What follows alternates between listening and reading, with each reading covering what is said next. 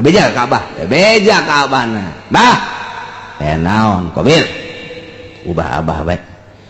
ieu bener ieu utar atur nikah ieu aya kitu instruksi itu Gusti Allah asal teu adil kos kieu ieu manya ai kula dikawinkeun kanu kurang geulis ari Habil dikawinkeun kanu geulis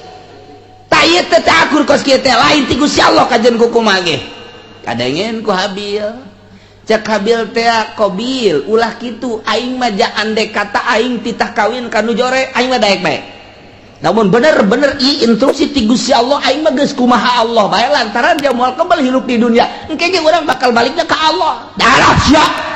ngomong sangeunahna bae geus subah aing we ieu mah bohong ieu lain ti Allah ya kajen ku kumaha lain ti Allah ieu mah kajen ti Abah ieu mah emang Abah bangka warah ya mulai ta eta lamun sok nyarekan Abah teh eta mimitina teh tidinya tah di Cikubaya duaan dan sok nyarekan Abah teh iya Masya Allah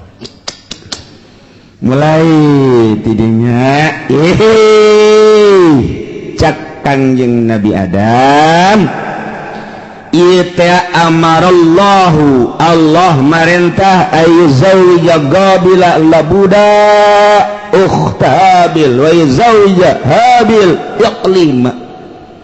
ta eta teh instruksi ti Gusti Allah cak Kangjeng Nabi Adam anjeun Qabil kudu kawin kala budak dulur Habil kudu kawin ka dulur itu Qabil ngaran Iklimah instruksi Allah teh bisa cak Qabil kajian kukumah kula mah embung kajian kukumah tetep kula mah sakali embung sebab ieu kula mah teu percaya bahwa ieu teh hukum ti Gusti Allah teu percaya mulai kakarak aya sakituan ge hukum Allah geus ditentang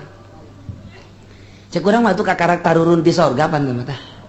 saeutikan keneh jelema teh atuh mantak naon narurut ka Kangjeng Nabi Adam henteu tanggeus mulai henteu nurut ya Allah terus bae iblis teh daekeun leupas ti Qabil ieu mah kajian kukumah kudu selesaikeun masalah ieu selesaikeun di mana mun terus-terusan kieu pan isin ka dituna ieu isin urang ke banyak Qabil kawin jeung nu jore aya Habil kawin jeung nu ta eta isin gengsi urang mah panturunan sorga oh moal ini moal kajian gua tetep bae teu hayang aing mah ajeun geus kieu kumaha kajian kukumah ge urang pokona pas ini bae heula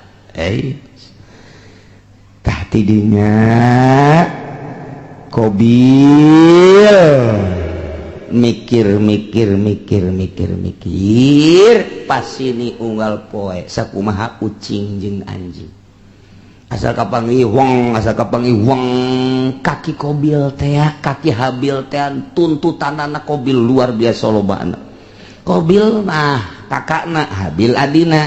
Habil mah nurut bae aing lah kumaha bae sabodo Allah nu penting mah urang mah ibadah nuturkeun aturan Gusti Allah Subhanahu wa ta'ala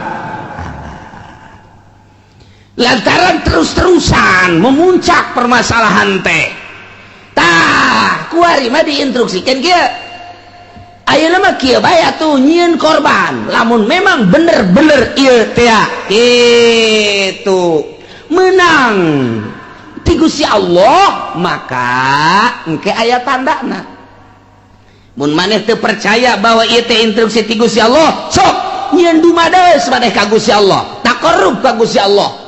sapopoe maneh mah ieu Qabil cak Kangjeng Nabi Adam teh kunaon teu inget kanu nyieuna ieu tuturkeun Gusti Allah ibadah ka Gusti Allah moal kembal hirup di dunia tuh deuleu Qabil tuh Habil mah nurut jasa adina kabeneran nurut kakana kurang nurut datang ke kuari teh kakak sok rada kurang nurut teh heran orang-orang ati dituda eta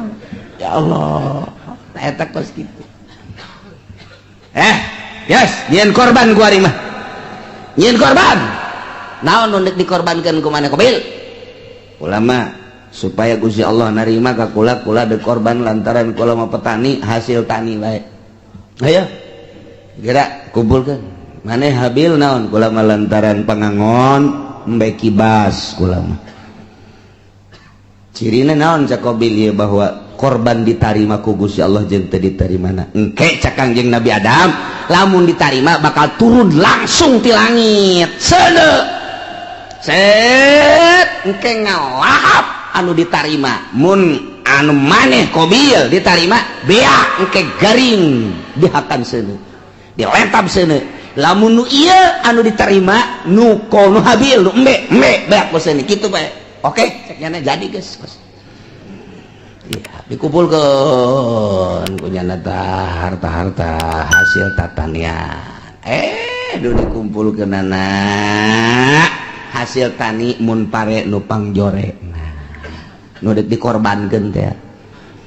lamun gandrung anu geus pangjorena kurma nu pangjorena dihiji-hijikeun bangsa anu bakukulna eta dek dikorbankeun ari nu bararagusna mah ieu dipake ka hook kunyana jang ditumpuk-tumpuk harta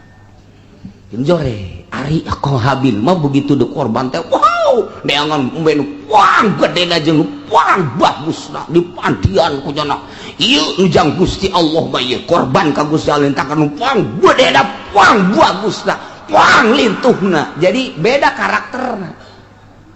ai Qabil mah kos urang Cikupa nu pangjorena bae ai Habil mah kos urang Cilongok nu pang bagusna bae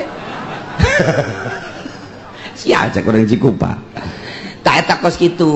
kayana teden bek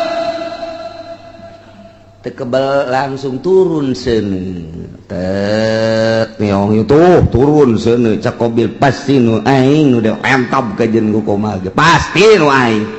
mun aing nu dilentap berarti aing kawin jeung nu gelis